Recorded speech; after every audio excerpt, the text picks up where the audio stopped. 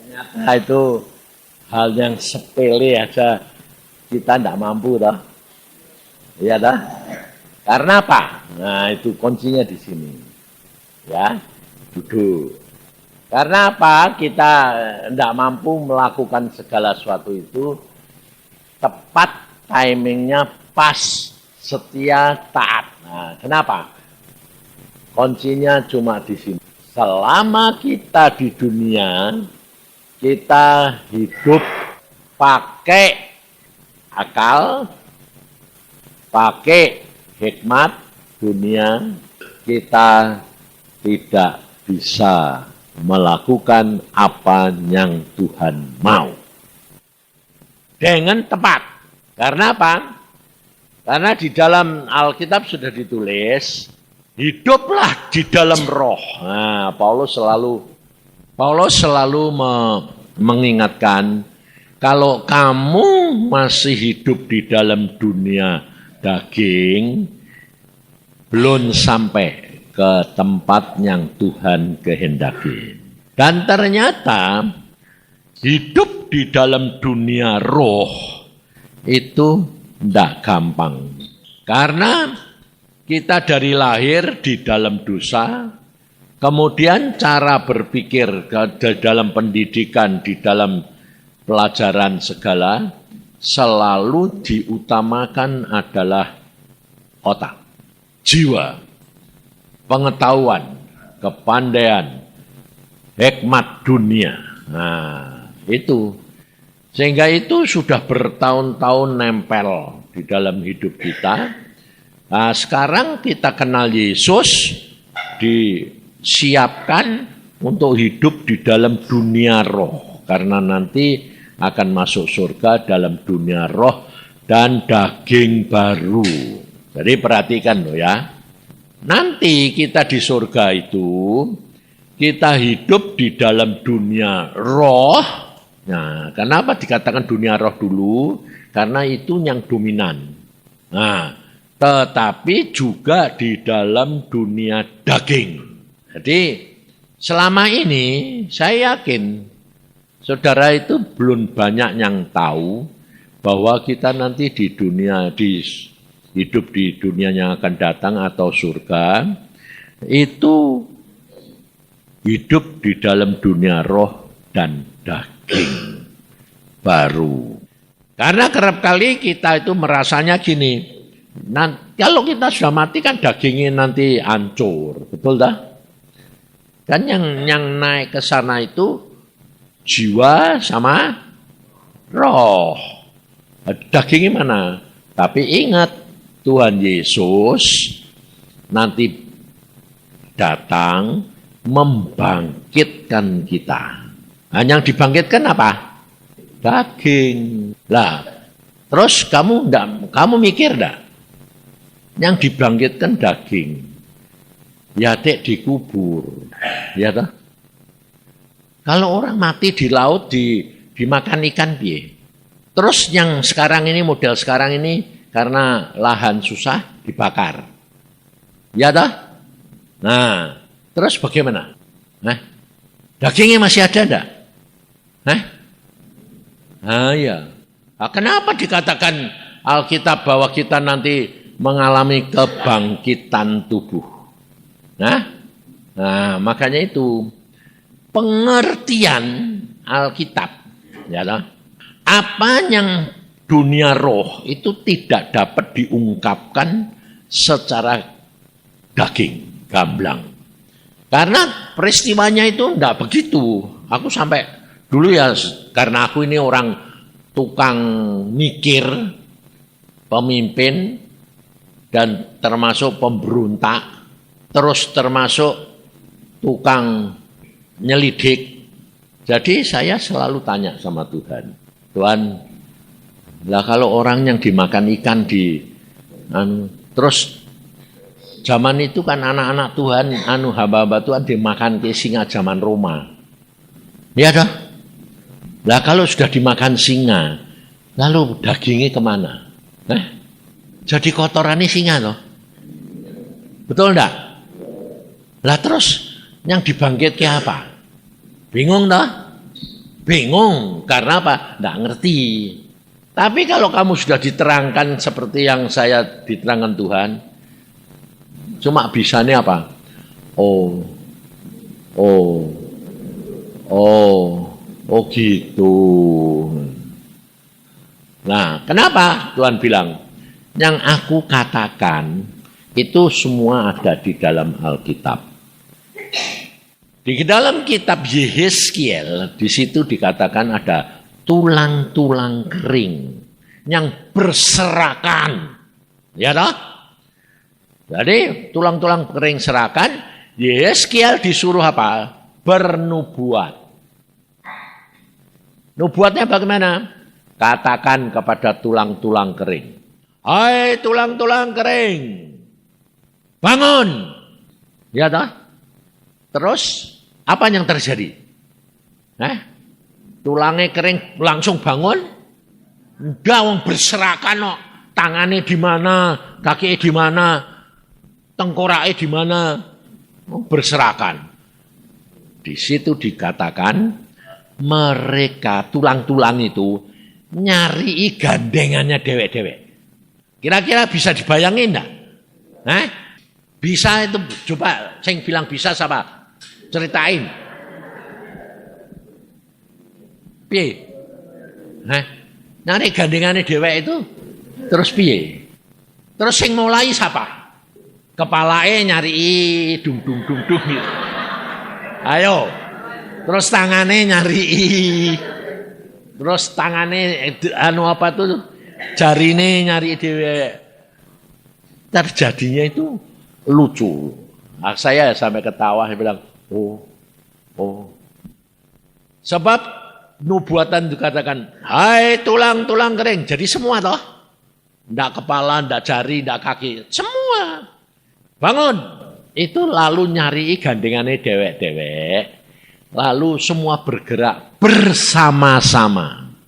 Jadi tidak ada yang cepat, tidak ada yang lambat. Makanya kita ini anggota tubuh Kristus. Kita disuruh ngerjakan apa? Jangan sendiri-sendiri. Sebab kita semua ada kekurangan kelebihan. Kaki itu spesialisnya jalan. Tangan spesialisnya ngambil. Ya toh? Tapi kita gunakan salah.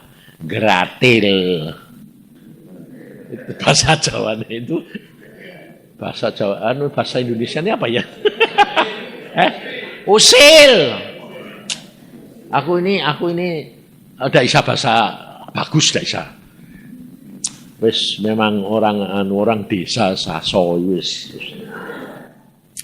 Jadi itu jalan dewek-dewek, cari dewek-dewek. Nah, lalu bagaimana kalau orang itu yang sudah mati di tengah laut dan dimakan ikan lagi? Jadi apa? Ternyata yang dikatakan Tuhan itu daging, itu tidak hanya berupa daging tok, tapi adalah sel-selnya. Termasuk dikatakan daging sel. Ya toh? Nah, itu sudah hilang semua, tinggal sel. Ya toh? Nah, daging kita dimakan ikan, keluar dari perut ikan toh. Selnya hancur enggak? Enggak, selnya enggak bisa hancur. Unsur-unsur itu, yang sel kecil-kecil yang itu, enggak bisa hancur. Contohnya gini, kamu pernah ngalami enggak? Kamu makan daging, keluarnya daging, enggak toh? Enggak, ya tahu enggak, masa? Ya enggak. Tapi kamu pernah makan biji? Biji jambu, ketelan. Makanya pada waktu anak kecil, sampai hati-hati kalau makan biji, nanti tumbuh di perut. Sampai anak itu ketakutan setengah mati. Nah, kenapa? Karena biji tidak bisa dicerna. Demikian juga sel-sel kita, tulang, sel daging, itu tidak bisa dicerna 100%. Ada unsur-unsurnya itu tidak bisa hilang. Nah, yang dimakan ikan, mungkin ikannya di Indonesia, Tapi kotorannya mungkin dibuangnya di Eropa. Ya toh?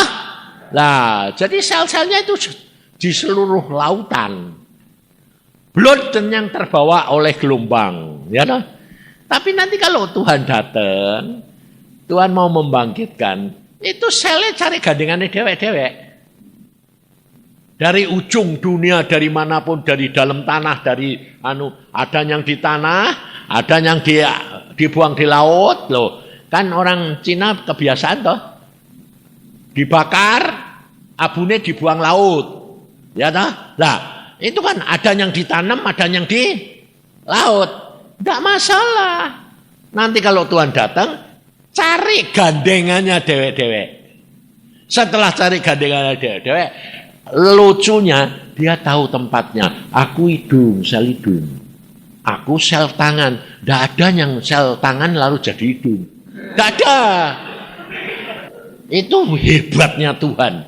Di situ sampai saya bilang melongo itu, lah kok tidak ada yang kesasar. Kita saja jadi anggota Kristus. Kesasar-sasar enggak? Nah, sebabnya apa? Kok bisa gampang kesasar-sasar? Nah, bukan tidak tahu. Ini loh ini. Otak ini loh. Nah, itulah yang menyebabkan kita itu terhambat menjadi pelaku firman dalam hidup dunia roh. Karena apa? Karena otak kita ini harusnya. Makanya di dalam Alkitab ditulis, kalau seseorang bisa mengalahkan nafsunya, dia lebih daripada seorang pahlawan. Nah, bukan yang dihitung itu nafsu yang jelek. Udah. Yang dinamakan nafsu itu keinginan, itu bisa rohani saja jasmani. Karena apa? Nafsu itu termasuk ambisi. Nah, maka dari itu Tuhan Yesus berkata, sangkali diri. Itu baru bisa. Nah, kemudian di pagi itu saya berdoa, jam 4 sudah bangun, saya doa, Tuhan, apa yang hari ini itu Engkau mau ngomong sama anak-anakmu pendidikan ini di TSOA, Tuhan bilang apa? Kamu lihat. Nah, kalau saya bilang saya lihat, saya tidak lihat kamu gini. Yang namanya lihat itu bisa mengerti dalam perasaan, bisa mengerti dalam dunia roh, bisa mengerti dalam pikiran, dan bisa mengerti dalam daging. Jadi versinya itu banyak. Nah, saya dilihatkan, lalu Tuhan bilang, lihat itu. Di samping masih hijau-hijau, masih muda, tapi tidak ngerti apa-apa tentang Tuhan. Terus bagaimana wong memang keadaannya kayak gitu. Jadi lalu saya bilang, saya mewakili kamu, saya bilang, lah memang tuh, wong aku aja yang tuae kayak gini ya di hadapanmu yang tidak ada artinya. Nah, apa bedanya mereka yang muda-muda? Nah, Tuhan bilang, itu sing aku mau. Jadi, kalau saudara itu diangkat jadi hamba Tuhan nanti, jangan pernah mau melayani, tapi demi kepentinganmu sendiri. Kamu harus punya pikiran, tempatkan kamu di tempat yang orang yang kamu ajar. Ngerti tidak? Itu namanya melayani. Tapi kenyataan susah sekali. Susahnya kenapa? Nah, contohnya kalau kamu melayani, tadi siapa tadi? Ibu tadi ya. Dia merasa aku bukan penginjil. Ya, padahal setiap anak Tuhan itu diangkat jadi penginjil. Sebab Tuhan bilang, beritakan Injil. Nah, kenapa dia mengatakan aku bukan penginjil? Padahal dia dipanggil sama pimpinan penginjil. Betul tak?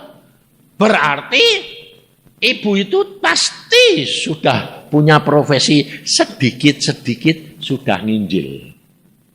Ya toh? Kalau tidak mungkin dipanggil penginjil sama orang. Betul? Kenapa dia tidak berani mengatakan dia penginjil? Ayo, pikiranmu apa? Nah, ini ngomong rendah hati. Ya toh? Bisa rendah hati, tapi bisa malu. Betul? Kalau malu itu rendah hati apa sombong? Ngerti? Nah, tapi kamu kerap kali malu. Satu. Kedua, kalau kamu dia manti melayani, lalu nyiapkan firman atau mau melakukan apa-apa, nanti di dalam kamu merenung, nanti ada unsur-unsur yang kamu tidak sadar. Kamu berjuang mencari ayat, mencari penguraiannya, apa nanti ya diturainya begini. Nanti kan masuk, nanti ya tidak bisa diterima. Tidak bisa diterima ya percuma, ya lah. Terus yang kedua, nanti tidak bisa malunya kayak apa. Nah, itu unsurnya sudah murni apa enggak? Ngerti.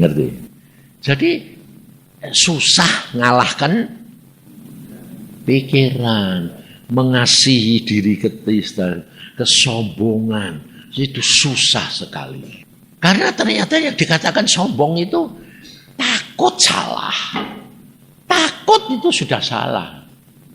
Sudah tidak punya kasih. Takut.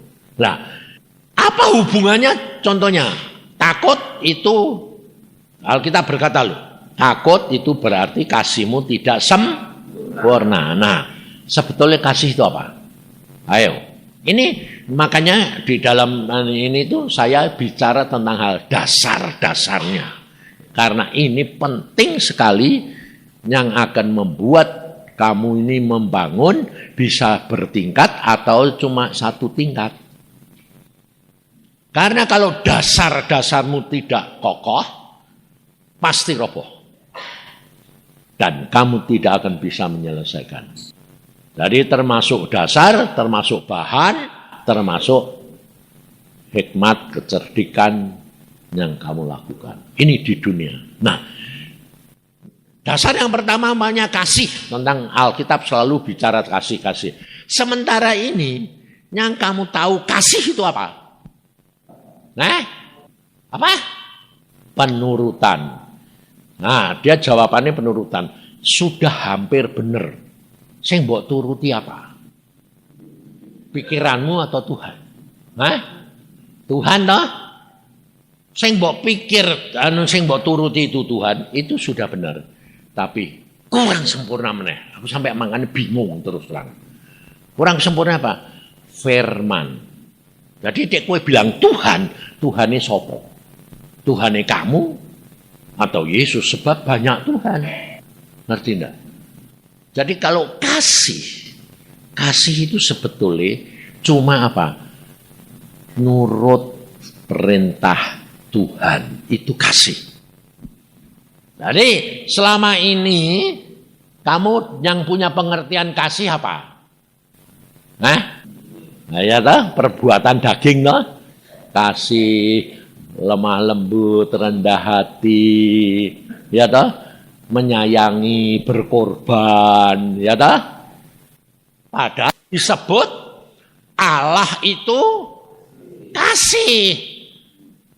Jadi kalau kamu menuruti perintahnya Allah, itu kasih. Saya sendiri terus terang belajar tentang hal kasih ini juga melalui apa? Pengalaman.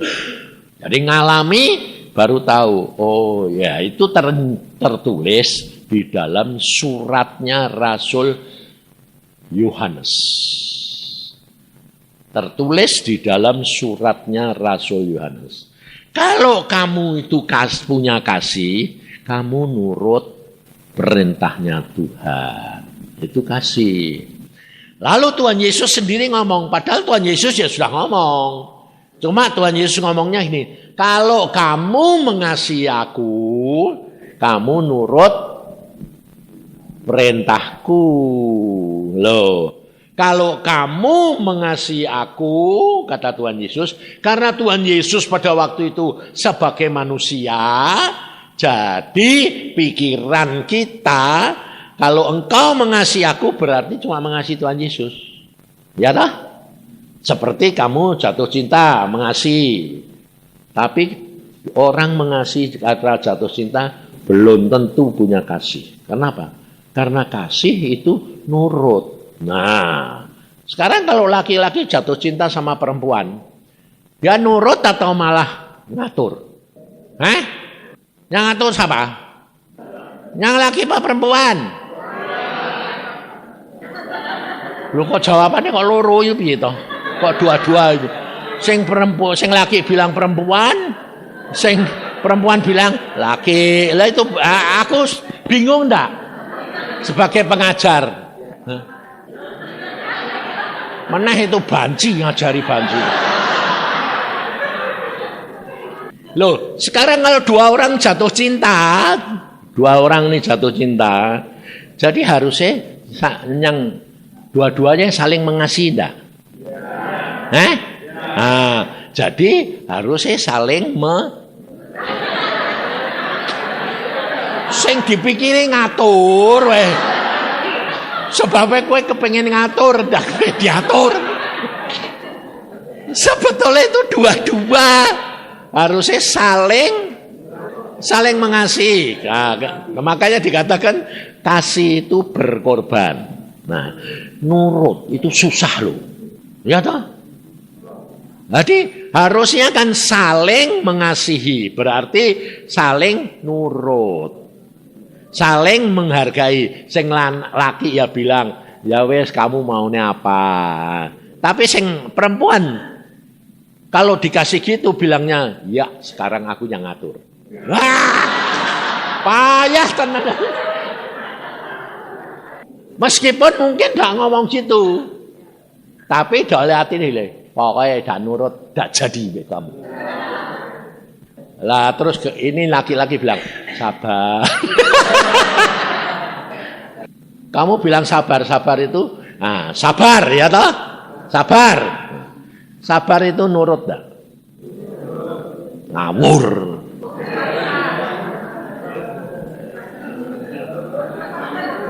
Sabar kok nurut. Sabar itu nahan diri. Orang nurut. Contohnya, kamu dikasih tahu. Dia bilang, diam, sabar. Ini ndak jero hati nih. Ya tak? Nanti perempuan sedang ya, orang jatuh cinta, pasti laki-laki itu pasti mau nurut. Benar tak? Ayo jujur. Laki-laki kalau sedang jatuh cinta pasti mau nurut. Karena apa? Supaya dapat. Sebab perempuan dari kecil sudah biasa ditekan. Jadi kalau gede dituruti, wah senengnya luar biasa. Tapi nanti kalau sudah jadi istri, rasain dulu. Nah.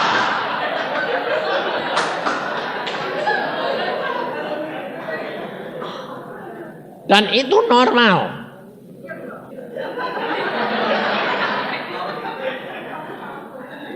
Jadi perempuan harus tahu. Ingat ya. Kamu harus tahu. Karena apa? Di dalam Alkitab sudah dikatakan, hendaklah perempuan tunduk terhadap suaminya. Oh, tapi jangan enak-enak kok ya.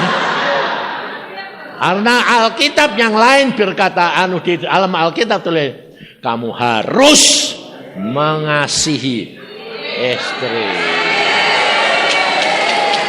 Ayo, yang satu suruh tunduk, yang satu suruh ngasih. Ayo, berat mana sebetulnya? Berat mengasihi.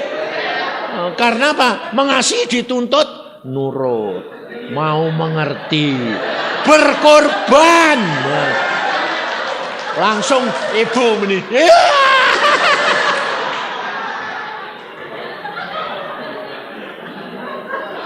Ngerti. Saya bisa tahu gitu bukan karena teori. Tapi ngalami. Sebab saya ini orangnya kan keras hati, diktator, pemimpin, pemikir.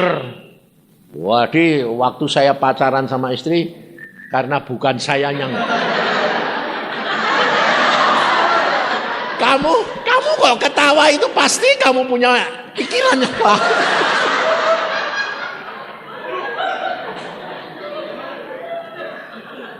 Loh, ini itu belajar atau guru?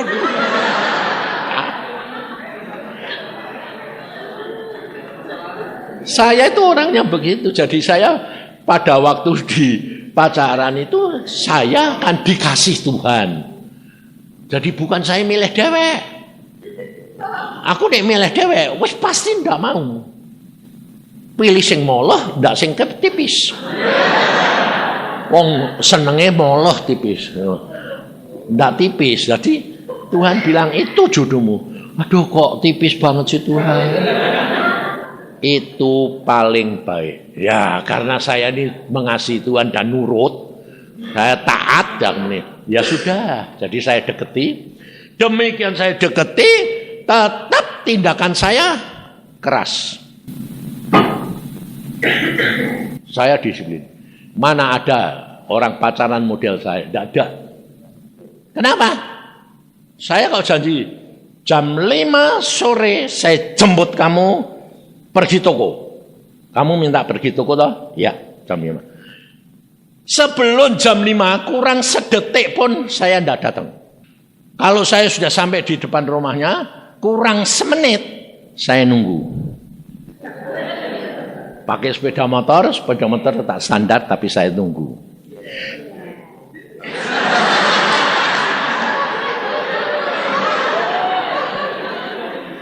Tepat jam 5 tak ketok. Dek. Yang keluar mae. Mae keluar, ambilin lo. Mak, mana sikat? Dia bilang suruh nunggu sebentar. Logis toh? Itu normal perempuan.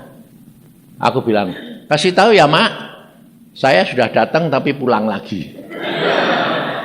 Tak tinggal, tidak jadi. Itu saya. Keras, disiplin. Ya, ndak. Ndak mau, tidak apa-apa. Tapi nyatanya istri saya bisa nanggung meskipun ternyata nanggungnya itu karena sabar. Sabar karena tahu itu jodoh dari Tuhan. Ngerti enggak? Tapi hatinya pun tidak rela. Nah, ini lainnya. Makanya saya bilang, kasih itu beda. Dan itu numpuk. Bertimbun sampai satu saat Tuhan ngomong sama saya, kamu harus mengasihi istrimu, kamu belum mengasihi, sementara istrimu selalu kamu perintah kamu dong. Waduh, itu bukan kasih, bukan, itu cinta itu selalu minta balasan dan yang kamu senang. Tapi kalau kasih, dia yang senang. Kamu berkorban untuk dia. Kamu nurut dia. Mengerti dia. Menyayangi dia. Dah, jalan. Sekarang jadi kebalik. Jadi kalau dia mau pergi, tidak selesai. Aku sudah di mobil nunggu. Pergi pesta. Jam 12 siang berangkat. Ya. Setengah 2 jam 12 kurang seperempat aku sudah di mobil. Sudah siap. Mobil sudah starter. Karena permaisuri mau masuk supaya tidak kepanasan. Tapi ditunggu-tunggu tidak datang jam 12. Jam 12 seperempat belum selesai. Akhirnya saya turun lagi jam 12:30. Yang ini sudah 12:30. Sebentar toh yang belum bar noto. Aku bilang, wong memang alis model gitu, kenapa mbok ngene? Udahlah, wong sing lihat ya orang lain. Wong aku juga bisa lihat. Kenapa? Lah aku lihat dan aku jalane kok piye? Aku meneng kowe ngene. Loh, betul dah. Lah dek kayak mau pergi itu mesti sing lihat siapa? Dek dia bilang, lah aku gandan gini kan untuk suamiku. Loh, untuk saya? Lah kapan aku bisa lihat? Saya bilang. Wong demikian gue selesai. Ya yang terus aku mesti mbok kon gandeng. Lah aku di sebelah. Aku ora lihat gini terus ya. Kok enggak bisa? Jadi sebetulnya kamu dandan ini buat siapa? Hah? Kenapa kamu ketawa? Buat siapa? Buat dirimu sendiri supaya dipuji, seneng. Ya toh? Bukan orang lain. Kalau buat orang lain nanti membawa bencana. Orang lain jatuh cinta, repot kowe. Dia buat dirinya sendiri. Tapi alasannya buat suami supaya kelihatan bagus. Aku bilang, lah, ndak bisa lihat. Pulang dari pesta, masuk langsung copot-copot dah. Suami belum nikmati sudah copot-copot. Saya itu dulu ndak bisa ngerti, marah terus. Belakangan saya baru tahu, oh pantesan Tuhan itu lihat hati. Jadi bukan penampilan, tapi hati. Dan itu akhirnya saya alami. Sekarang, saya sudah bumi langit berubahnya. Tapi kalau saya tanya istri saya, kamu lihat aku berubah enggak? Oh, luar biasa berubahnya. 360 derajat berubah. Aku bilang, loh, yang ini 360 derajat itu balik lagi.